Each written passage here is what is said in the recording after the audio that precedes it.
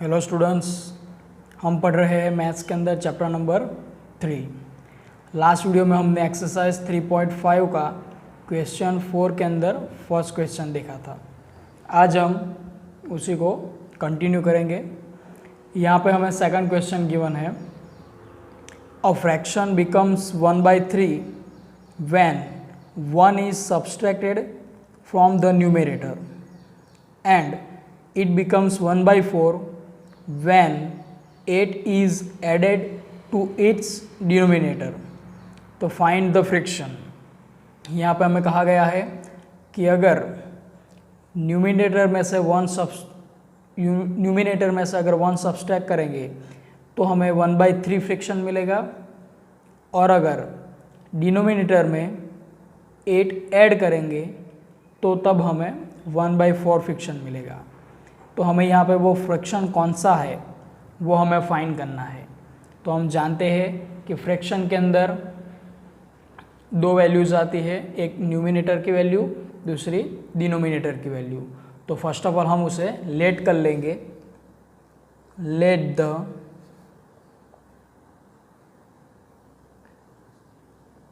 Numerator and the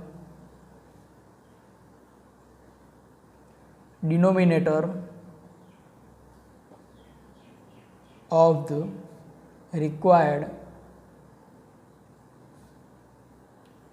fraction is x and y।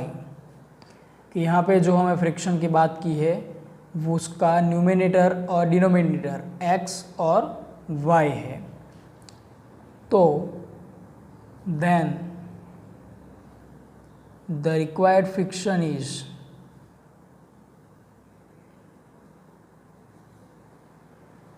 x upon y।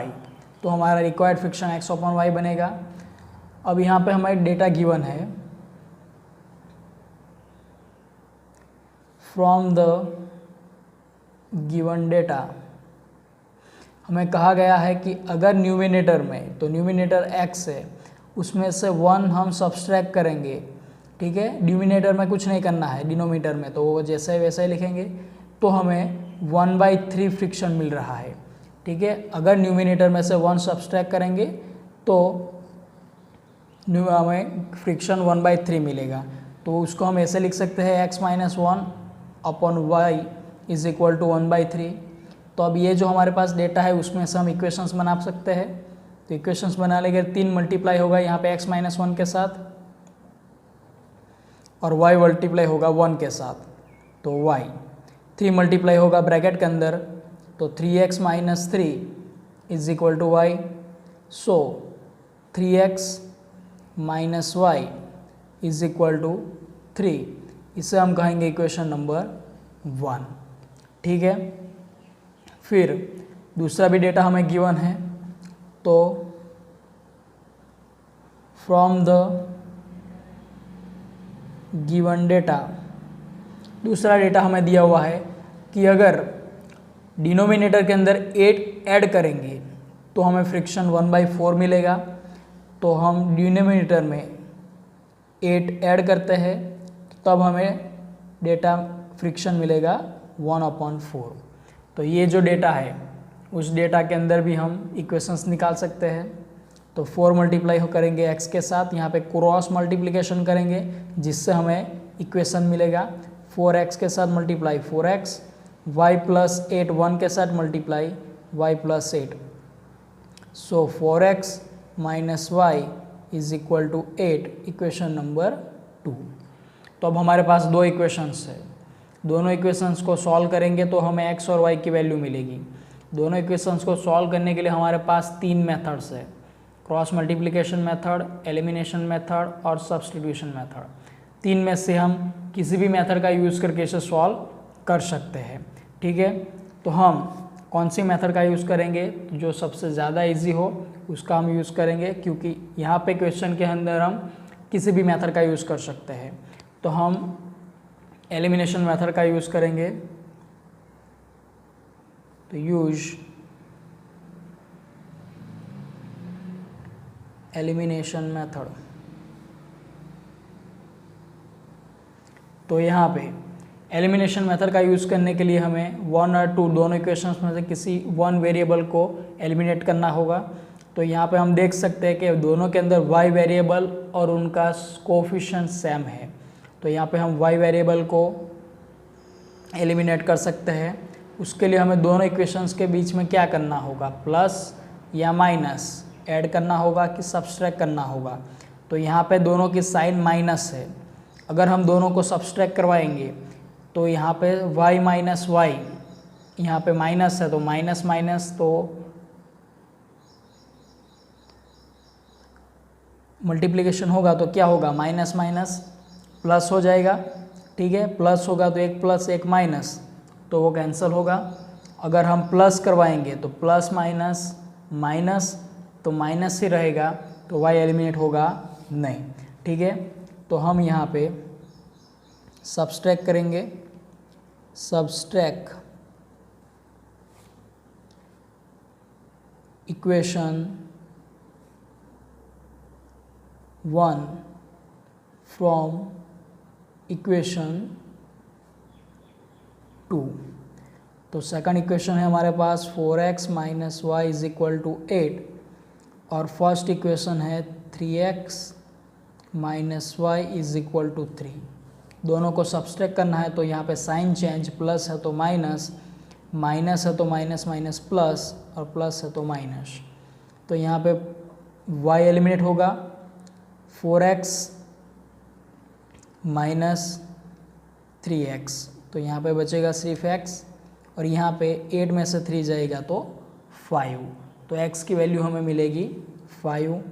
ठीक है, अब ये x की वैल्यू हम इक्वेशन 1 या 2 के अंदर पुट करेंगे तो हमें y की वैल्यू मिलेगी। तो put the value of x in equation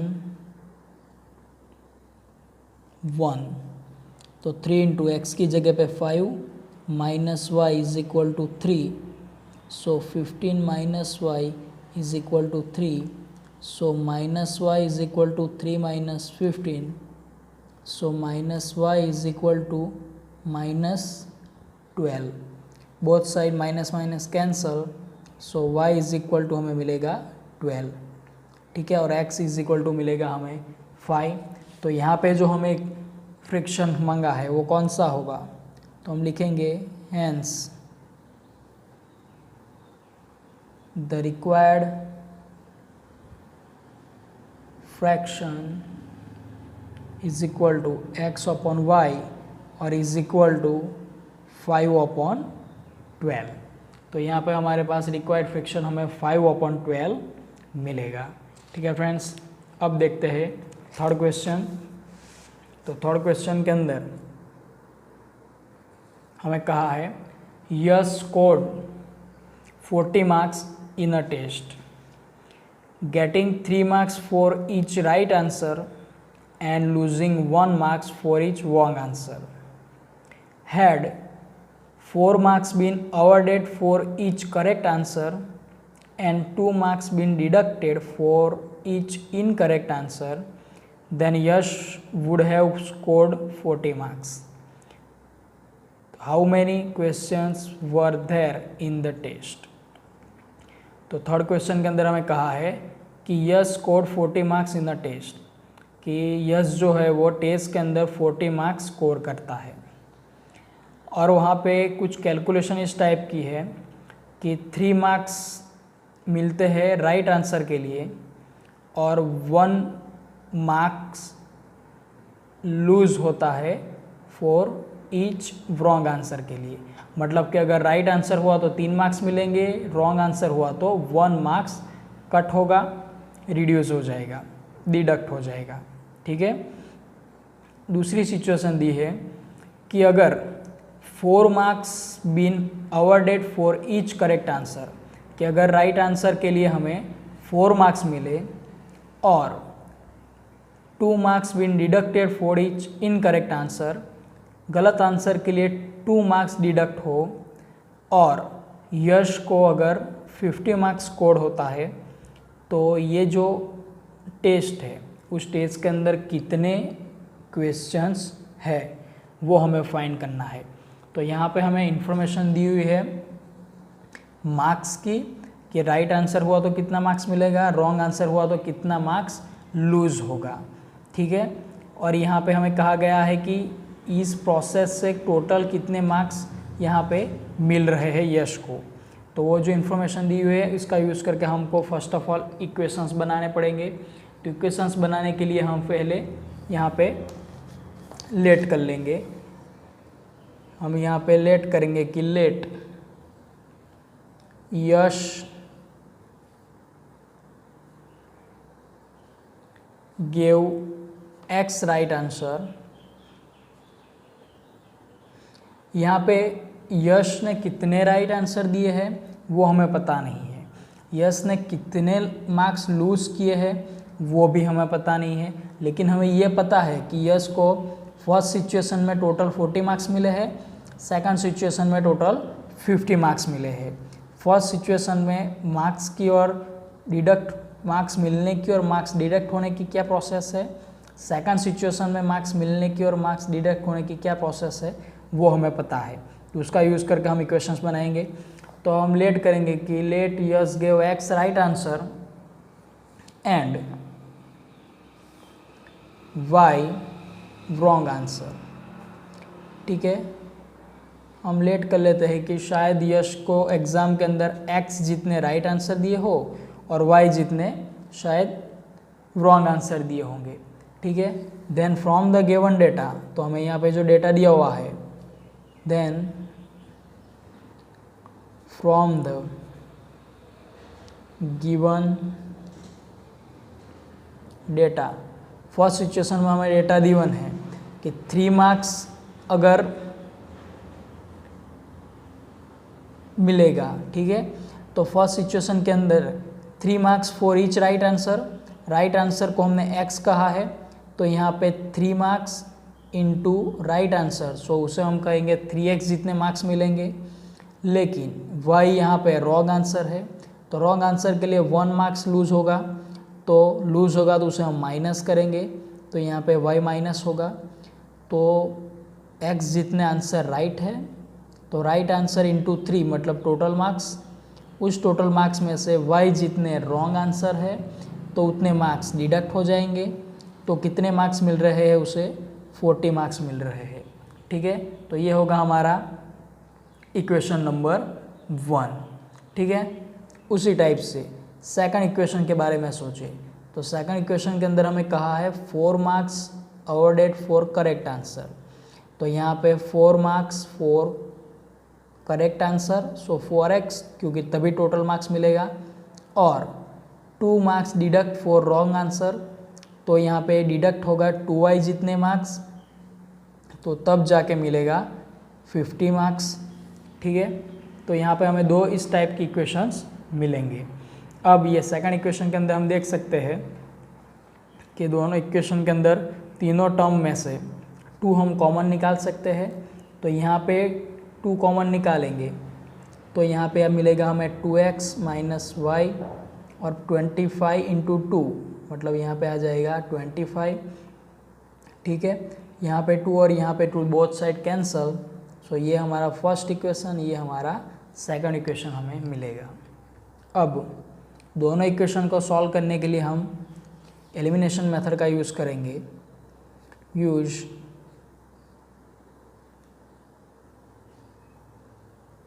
elimination method. तो first equation second equation both equation के अंदर y जो है वो एलिमिनेट हो सकता है, तो हम यहाँ पे सब्सट्रैक्ट करेंगे।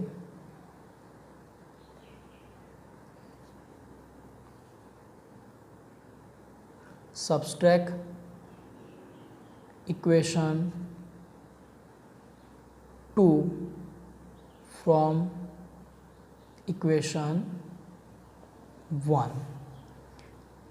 तो इक्वेशन 1 है 3x minus y is equal to 40, equation 2 है 2x minus y is equal to 25।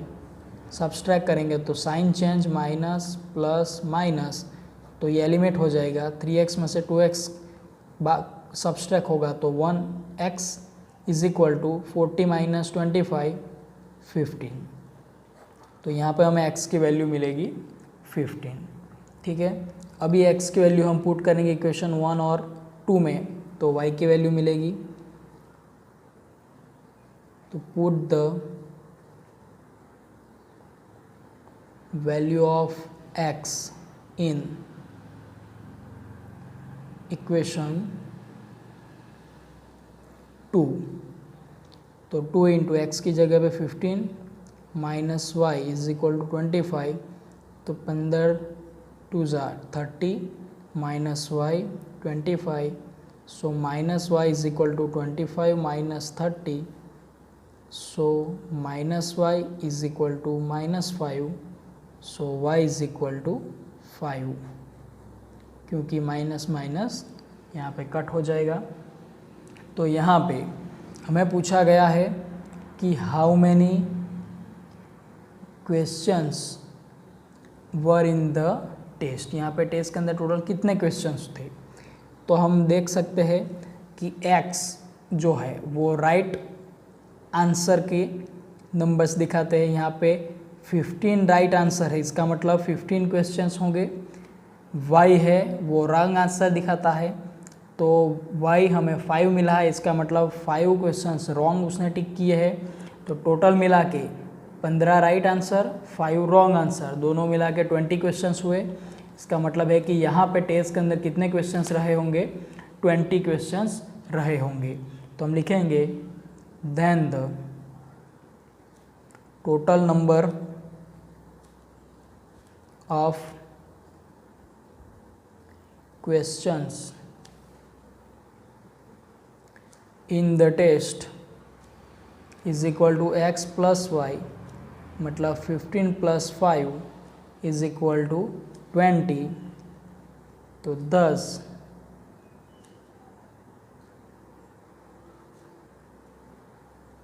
there were 20 questions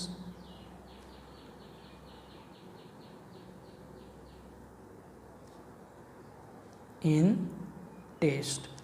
तो यहाँ पे टेस्ट के अंदर 20 क्वेश्चंस रहे होंगे। ठीक है फ्रेंड्स, तो ये दोनों क्वेश्चंस आपको आपके नोटबुक में लिखने हैं, विथ क्वेश्चंस आपको लिखने हैं। ठीक है फ्रेंड्स, હવે જોઈએ MCQ। फर्स्ट MCQ है, out of the following which is the solution of the equation 2x plus 3y is equal to 7। यहाँ पे नीचे जो हमें ऑप्शंस दिए हुए हैं उनमें से कौन सा ऑप्शन ये जो इक्वेशन है उसके सॉल्यूशन है।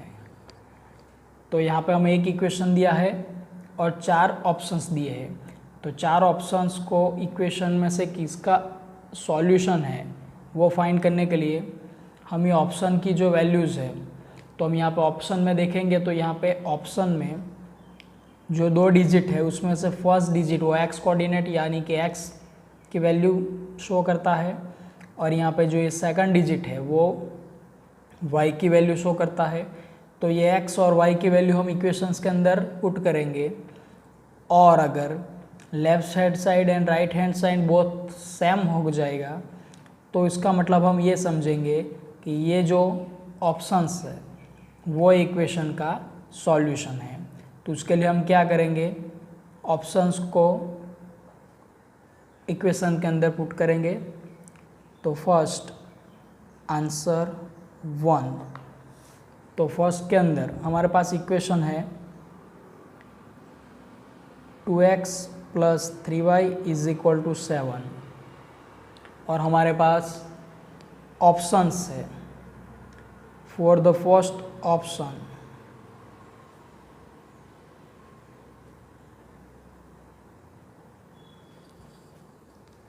फर्स्ट ऑप्शन के अंदर x की वैल्यू है 1 और y की वैल्यू है 2। ये दोनों वैल्यू हम इक्वेशन के अंदर पुट करेंगे। तो यहाँ पे 2 into 1 plus 3 into 2 is equal to 7, 2 into 1 2 plus 3 2 ज़ा 6 इज इक्वल टू 7, तो 8 इज़ नॉट इक्वल टू 7। तो हम यहाँ पे देख सकते हैं कि left hand side and right hand side both not are same. इसका मतलब ये होगा कि ये जो फर्स्ट ऑप्शन है वो हमारा इसका सॉल्यूशन नहीं है। ठीक है, सेकंड देखते हैं। फॉर द सेकंड ऑप्शन, तो सेकंड ऑप्शन के अंदर हमारे पास x की वैल्यू 2 और y की वैल्यू 1 है। तो x is equal to 2, y is equal to 1, उसे पुट करेंगे तो 2 into 2 plus 3 into 1 is equal to 7, 2 2 4, 3 1 3, 7, so 7 is equal to 7। तो यहाँ पे left hand side and right hand side both are same. इसका मतलब ये होगा कि the second option is the solution of this equation. ठीक है, आप अगर चेक करोगे सी और डी, तो सी का ऑप्शन में से -1 हम 1x की जगह पुट करेंगे तो यहाँ पे -2 होगा, यहाँ पे -6 होगा, तो -2 -6 -8, मतलब यहाँ पे भी दोनों साइड सेम ना होगी। ऑप्शन डी के अंदर -2 यहाँ पे रखेंगे तो -4, -1 यहाँ पे रखेंगे तो -4 -3 मतलब -7 आएगा, तो +7 -7 मतलब ऑप्शन डी भी सॉल्यूशन नहीं होगा। तो यहाँ पे हमें आंसर मिलेगा ऑप्शन नंबर बी। ठीक है, तो हम यहाँ पे रखेंगे so option B is the solution of equation. अब देखेंगे क्वेश्चन नंबर 2। सेकंड क्वेश्चन के अंदर हमें कहा गया है in a 2 digit number the sum of the digits is equal to the product of the digits, find the number. यहाँ पे कहा गया है कि 2 डिजिट का एक नंबर है, जिस नंबर का अगर सम करेंगे, सम ऑफ द डिजिट मतलब वो नंबर के जो डिजिट्स है उन डिजिट का सम करेंगे तो वो इक्वल होता है प्रोडक्ट ऑफ द डिजिट। तो वो डिजिट का प्रोडक्ट मतलब मल्टीप्लिकेशन, तो उनका मल्टीप्लिकेशन करके जो वैल्यू मिलेगी और जो सम करके वैल्यू मिलेगी वो बोथ आर इक्वल, ऐसा हमें कहा गया है। तो ये नीचे 4 ऑप्शन है, उनमें से वो कौन सा नंबर है कि जिसका टोटल भी सेम होगा और उसका मल्टीप्लिकेशन भी सेम होगा, तो वो हमें फाइंड करना है। तो हम यहाँ पे ऑप्शन में से देख सकते हैं कि ऑप्शन 1 है 11, तो 1 दोनों डिजिट का अगर सम करेंगे तो 1 + 1 2, लेकिन दोनों का मल्टीप्लिकेशन करेंगे तो दोनों का प्रोडक्ट क्या निकलेगा, 1 ही निकलेगा। तो 2 और 1 both are not equal. But option B 2 और 2 22, दोनों का सम करेंगे तो 2 + 2 4, और दोनों का प्रोडक्ट देखेंगे, ठीक है, नंबर का प्रोडक्ट देखेंगे तो 2 इंटू 2 4, मतलब सेम और प्रोडक्ट दोनों सेम आ रही है। इसका मतलब ये होगा कि यहाँ पे जो हम नंबर फाइंड करें वो कौन सा नंबर है, ऑप्शन बी का नंबर है। ठीक है, तो यहाँ पे हम लिखेंगे ऑप्शन 2 के अंदर first the sum of the number is equal to 2 + 2 यानी कि 4 and the product of the number 2 into 2 is equal to also 4, और ये दोनों सेम है ऐसा हमें क्वेश्चन में कहा है। So option B is true. ठीक है, दूसरा ऑप्शन जो है वो हमारा सही है। यहाँ पे जो नंबर हम फाइंड करें वो कौन सा नंबर है, ऑप्शन बी का नंबर 22, वो हमारा वो नंबर है। अब देखेंगे थर्ड क्वेश्चन। थर्ड क्वेश्चन के अंदर कहा है at the present the age of mother is x and that of a daughter is y, then which of is true. यहाँ पे कहा गया है कि अगर प्रेजेंट एज मदर की प्रेजेंट एज x ईयर है, डॉटर की प्रेजेंट एज वाई ईयर है। तो नीचे 4 ऑप्शन में से कौन सा ऑप्शन यहाँ पे राइट ऑप्शन है? ठीक है, यहाँ पे हम देख सकते हैं हमें ऑप्शन फ्रिक्शन में दिए हुए हैं। ठीक है, फर्स्ट ऑप्शन के अंदर 1/x greater then 1/y, second के अंदर 1/x greater than equal to 1/y, option C के अंदर 1/y greater than equal to 1/x और डी के अंदर 1/y ग्रेटर देन 1/x, ऐसा हमें कहा है। तो फर्स्ट ऑफ ऑल हमें जो डेटा गिवन है वो हम लिखते हैं। तो आंसर 3 के अंदर हमें डेटा दिया हुआ है कि द एज ऑफ मदर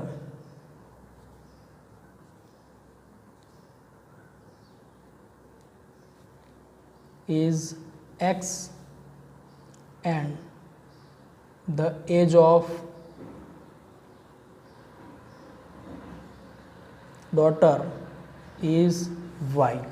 ठीक है, तो यहाँ पे हमें जो ऑप्शन में डेटा दिया हुआ है फ्रिक्शन में, ठीक है, उसी तरीके से हम ये डिटेल्स को भी लिखेंगे। तो फर्स्ट ऑफ ऑल तो समझो कि यहाँ पे मदर और डॉटर दोनों की एज की बात की हुई है।